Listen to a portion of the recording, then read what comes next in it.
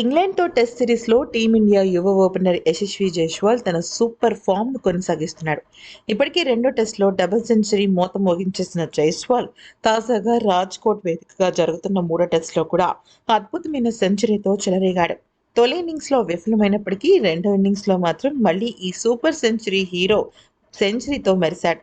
Second innings England బౌలర్లకు చుక్కలు చూపించాడు. ముఖ్యంగా spinner Rehan Ahmed, pacer James ఆండర్సన్ను జైస్వాల్ ఊచకోత కోసేశాడు. ఈ క్రమంలో కేవలం 122 బంతుల్లోనే యశస్వి తన సెంచరీ మార్కును అందుకున్నాడు. అతడి ఇన్నింగ్స్లో ఇప్పటివరకు 9 ఫోర్లు, 5 సిక్స్లున్నాయి. కాగా జైస్వాల్ ఇది మూడవ టెస్ట్ సెంచరీ నమోదు చేయడం చాలా విశేషం.